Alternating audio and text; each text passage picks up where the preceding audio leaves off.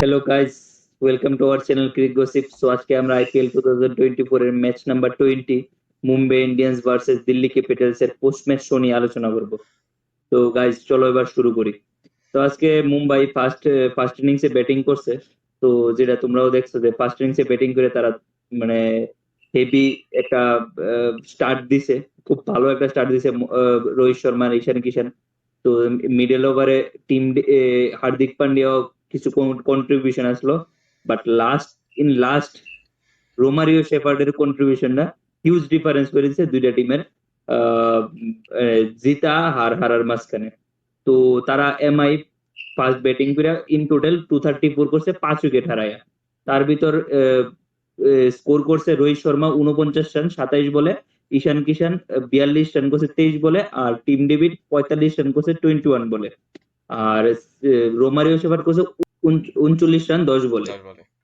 তো আর দিল্লির তরফ থেকে খালিল আহমেদ একটা ভালো স্পেলই করছে 4 ওভারে, 1 উইকেট নিছে 39 রান দিয়ে, আর অক্ষর প্যাটেল 2 উইকেট নিছে 35 রান দিয়ে। বাট নকিয়া ভাই কি যে বল করতেছে, কিছু করার নাই। 2 উইকেট তো নিছে বাট 65 রান দিছে, মানে one of the most expensive over তারা এবার আইপিএল এ, এবার আইপিএল না টোটাল যে হিস্ট্রি অফ আইপিএল যত রান দিছে 4 ওভারে 65 রান, একটা মোস্ট এক্সপেন্সিভ। তার পাশাপাশি দিল্লি এসে তারা চেস করতে এসে তারাও মোটামুটি ভালোই স্কোর করছে, 205 রান করছে 8 উইকেট হারায়। বাট ডেভিড ওয়ার্নার কন্ট্রিবিউশন নাই। জাস্ট পৃথ্বী শো 66 করছে 40 বলে। অভিষেক পোরেল 41 রান করছে 31 বলে। আর স্টাবস ভাই ভালো হিট করছে আজকে, 71 রান করছে 25 বলে।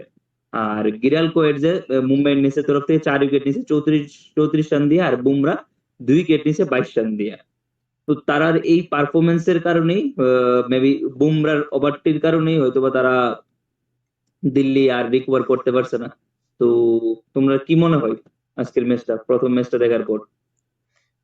প্রথম ম্যাচটাতে যে ম্যাচ খেলছে খুব দুর্দান্ত খেলছে। প্রথম ম্যাচটাতে শুধু সূর্যকুমার যাদবের পারফরমেন্স আজকে খারাপ গেছে। খারাপ বলতে এতদিন পরে ইনজুর থেকে আইছে, ঠিক আছে, কেউ এক্সপেক্ট করছে না। আর আজকে যে খারাপ খেলছে আমার মনে হয় না যে কেউ আফসোসও আছে এর উপরে। এই প্রথমে এতদিন পরে একদিন ম্যাচ আইছে, জিরো করে দিয়েছে, আউট হয়ে গেছে, 2 বলে জিরো করে লেছে। আজকের খারাপ পারফরমেন্সের মধ্যে যদি সূর্যকুমার যাদবের পারফরমেন্সটাই খারাপ হয়েছে, কিন্তু এটাতে দুঃখ না কেউ। ওভারঅল সবাই ভালো খেলছে, বিশেষ করে লাস্ট ওভারে এই মুম্বাইয়ের পুরো লাস্ট ওভারটাই মুম্বাইয়ের আগায় গেছে গা। আর নোকিয়া যে এত রান দিছে এটার পিছনে লাস্ট ওভারটাই দায়ী। নাহলে কিন্তু এর প্রথম 3টা ওভারে কিন্তু এত বেশি রান গেছে না। কত গেছে তাহলে? লাস্ট ওভারে 32 রান দিছে। 32 রান দিয়ে দিছে। তো প্রথম 3 ওভারে 33 মানে 11 করে, তো 4 ওভারে 44 রান হয়। অন অ্যান এভারেজ এত খারাপ করছে না। লাস্ট ওভারটাই মুম্বাইরে দিয়ে দিছে। শেপার্ডে যেভাবে খেলছে, 4টা ছক্কা 2টা 4 মারছে। তো মুম্বাইয়ের এই জায়গাতেই ভালো খেলছে। তারপরে টিম ডেভিডও খুব ভালোই খেলছে তাদের। টিম ডেভিডও 21 বলে 45 রান করছে। মুম্বাই এমন একটা স্কোরে গেছে গা, এই ডিফেন্ড করা কষ্টকর। কিন্তু এর পিছনেও কিন্তু দিল্লি খুব ভালো জায়গাতেই গেছে। দিল্লিও কিন্তু খুব ভালোই টক্কর দিয়েছিল। দিল্লি আমার যতটুকু লাগছিল যে 15 ওভারের যে স্কোর কার্ডটা, মানে যখন দিল্লি 15 ওভার খেলছে তখন কিন্তু দিল্লি আগায় আছিল। দিল্লি মিনিমাম 15-16 রান আগায় আছিল। সেই জায়গা থেকে লাস্টে যে ওভারটাই ব্যাক গেছে ওইখানে দিল্লি আটকে গেছে গা, তারা চেস কমপ্লিট করতে পারছে না। কিন্তু আজকের দুটো টিমে ভালো খেলছে।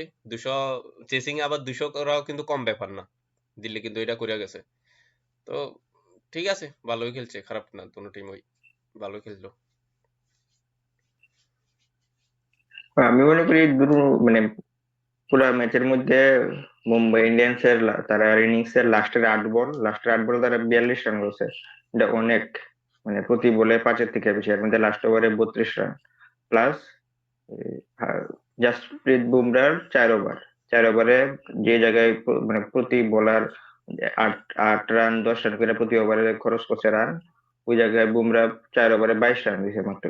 তারপর আবার 2 উইকেট পাইছে। ওই দুইটা পারফরমেন্সে মুম্বাইয়ের ম্যাচে অনেক আগে নিয়ে গেছে।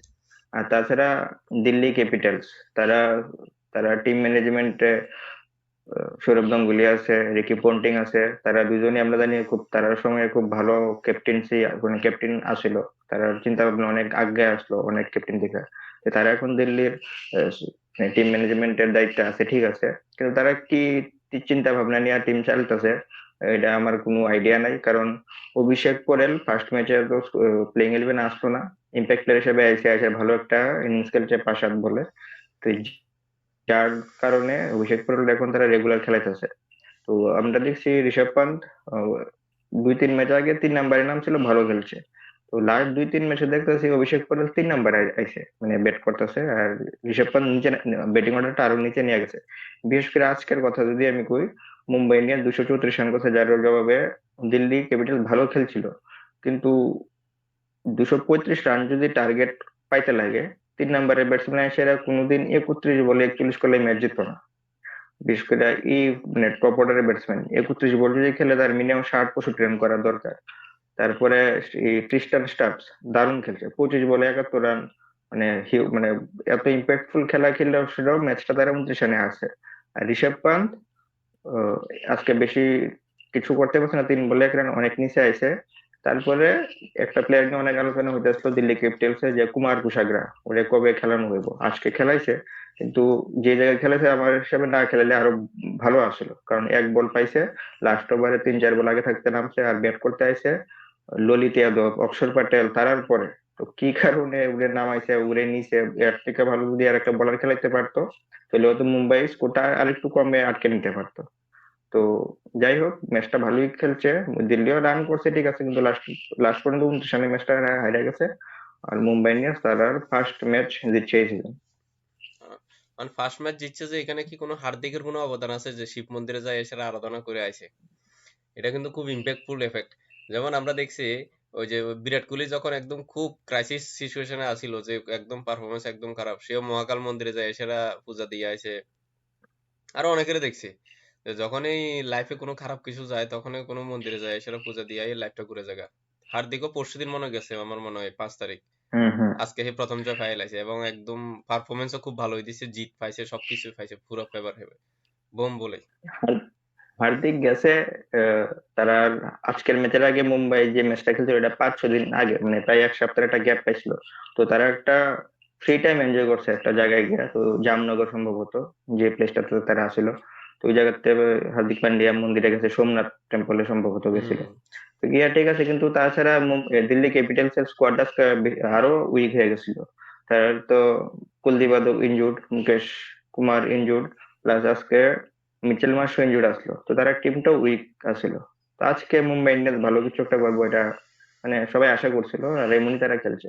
যদিও আমি কোনো মুম্বাই ইন্ডিয়ান্স এর বোলিং নিয়ে তারা চিন্তা করা দরকার, বিশেষ করে তারা স্পিনার্স। পিয়ুষ চাওলা লাস্ট 10 ম্যাচে মাত্র 7 উইকেট পাইছে, আর ইকোনমি প্রায় 11 মানে 11 করে। যে জায়গায় তারা কুমার কার্তিকেয়ান নামে একটা স্পিনার, সেই ইয়ং প্লেয়ার আসলে মানে আমি কোনো তারা নতুন পিয়ুষ চাওলার পরিবর্তে নতুন কোন স্পিনারে দেখা উচিত। তবে দিল্লি ক্যাপিটালস কিন্তু ফার্স্ট ইনিংসে তারা পাওয়ার প্লেতেই মোটামুটি হাইরা গেছিল গা। 6 ওভারে প্রায় 75 রানের মতো দিছে, without any loss of wicket. তো তারা 7 নাম্বার ওভার থেকে মেবি 15-16 নাম্বার ওভার অব্দি দিল্লি ক্যাপিটালস টিমে মানে কন্টেস্টে কম্পিটিশন করতে আসলো। উম, মানে ফার্স্ট ইনিংসে যদি দেখি আমরা 7 থেকে 15 ওভার অব্দি তারা বেশি রান লিক করছে না, ইভেন কি মুম্বাইয়ের ব্যাটিং কোলাপসড হয়েছে, এত ভালো রান করতে পারছে না। বাট লাস্টের যে 4-5 ওভার, 5 ওভারে মেবি 96 রান করছে, 96 রান করছে। এই 96 96 রানই তারা পুরোপুরি হারাই দিছে। তার পাশাপাশি ডেভিড ওয়ার্নার যদি একটু ভালো স্টার্ট দিতে পারতো, আহ, সেই কারণে মানে হয়তো বা কিছু একটা চেঞ্জেস হইতে পারতো। বাট 235 রান চেঞ্জ করা একটা মানে ইম্পসিবল ব্যাপার, একমাত্র মিরাক্কেলই হইলে হয়তো বা জিততে পারতো। তাছাড়া এই তুমি যে কইছো যে দিল্লি ক্যাপিটালস এর যে team management same, Delhi Capitals, RCB, Punjab Kings, তারা টিম ম্যানেজমেন্টের থট প্রসেসে তুমি বুঝতে পারতা না।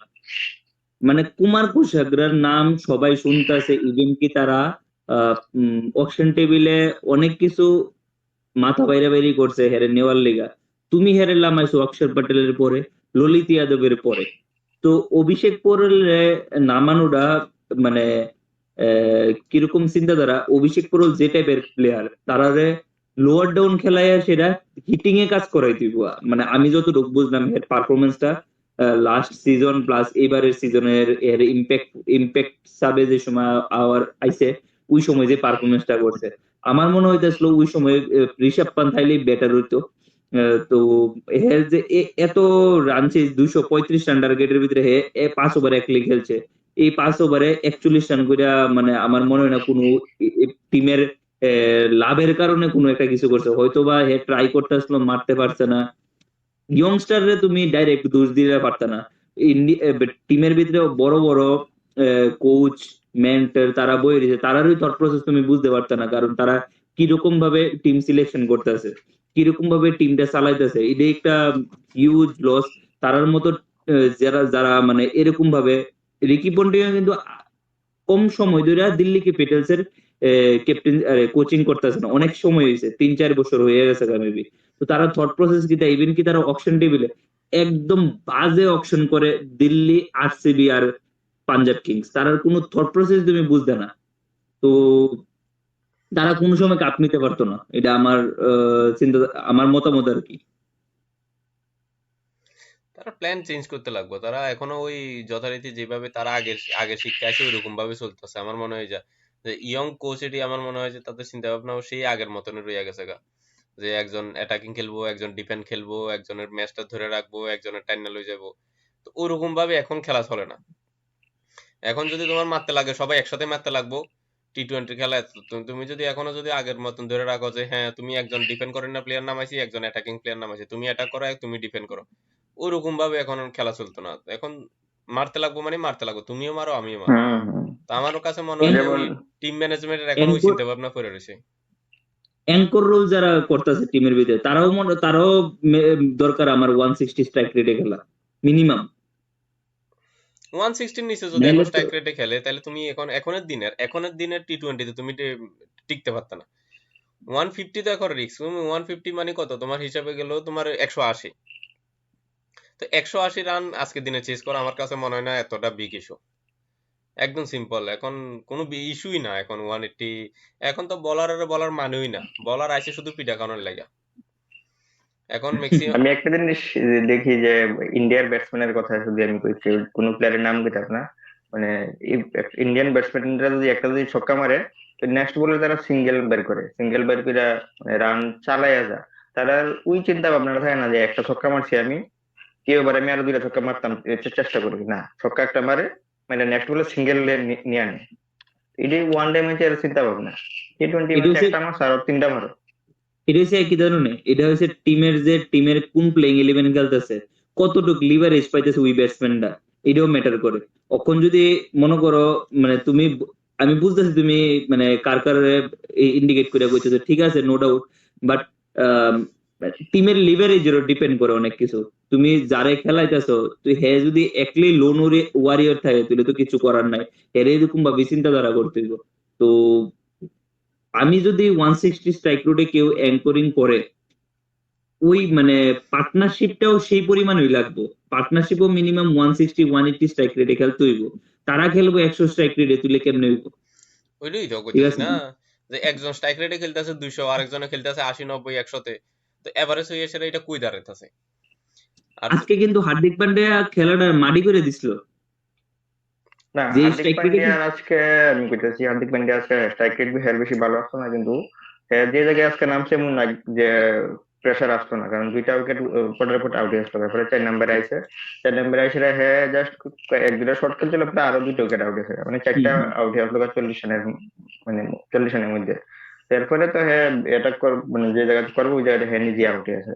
তো আজকে হের বেশি আমি মানে দোষ পেতাম না, শুধু হার্দিক পান্ডিয়ার একটাই কোশ্চেন যে হে লাস্ট 2 ম্যাচ আজকের ম্যাচটা নিয়ে 2টা ম্যাচে হে কোনো বল করছে না, এর আগের 2টা ম্যাচে ফার্স্ট ওভারটি বল করছে।